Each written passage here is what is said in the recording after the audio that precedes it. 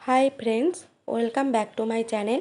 আজকে আমি অল্প উপকরণ দিয়ে সুজি দই বড়া করে দেখাবো। তো চলো শুরু করা যাক। এখানে আমি একটা বোলের মধ্যে আমি 1 বাটির মতো সুজি নিয়ে নিয়েছি। এরপর দিয়ে দিলাম আমি নুন, আর দিয়ে দিলাম আমি 4 থেকে 5 চামচের মতো টক দই।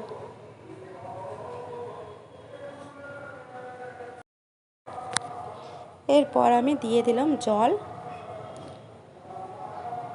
দেওয়ার পরে ভালোভাবে এটাকে মিক্স করে নিতে হবে। আমি আবারও একটু জল দিয়ে দিলাম।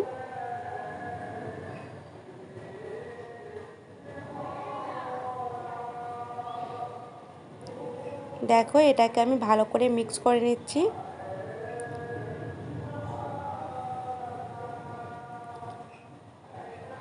এরপর এটাকে আমি 5 মিনিটের মতো ঢাকা দিয়ে রেখে দেব।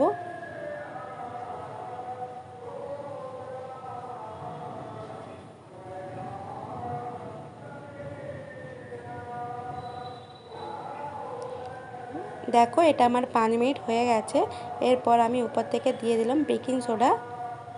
দেখো, এটা একটু ঘন ঘন হয়ে গেছে। এরপর এটাকে ভালোভাবে আমি মিশিয়ে নিচ্ছি। এরপর আমি দিয়ে দিলাম চিনি। চিনিটা আমার ইচ্ছে মতো দিয়েছি, এখানে চিনি না দিলেও চলে। এবার আমি কড়াই বসিয়েছি। কড়াইয়ের মধ্যে আমি সাদা তেল দিয়ে দিলাম।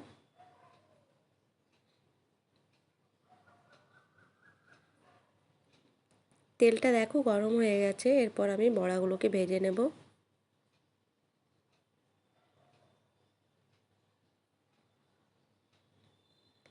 এইভাবে বড়াগুলো ছাড়তে হবে।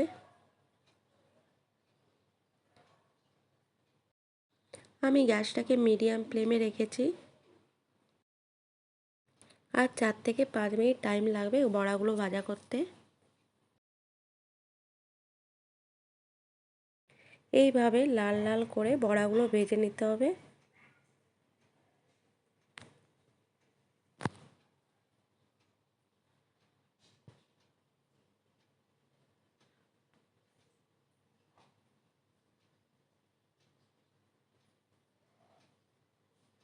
এইভাবে আমি সবকটা বড়া ভাজা করে নেব।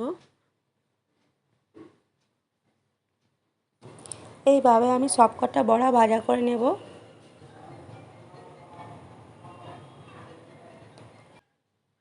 দেখো, আমার বড়াগুলো প্রায় ভাজা হয়ে গেছে। একটা কড়াইয়ের মধ্যে আমি গরম জল করে নিয়েছি। দিয়ে জলের উপরে আমি বড়াগুলো দিয়ে দেব। বড়াগুলো জলে 2 থেকে 3 মিনিটের মতো থাকবে। এরপর আমি দইটা রেডি করে নিচ্ছি। দইয়ের মধ্যে দিয়ে দিলাম চিনি আর নুন, দিয়ে ভালো করে মিক্স করে নিচ্ছি দইটাকে।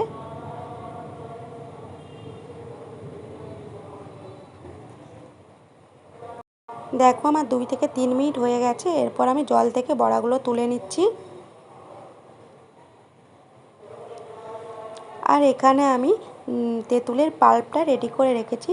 তেঁতুলের পাল্পের মধ্যে আমি দিয়েছি সামান্য চিনি আর একটু নুন। এরপর আমি রেডি করে নিচ্ছি দই বড়াটাকে। বড়ার উপরে আমি এবার দই দিয়ে দিলাম, আর দিয়ে দিলাম তেঁতুলের পাল্প।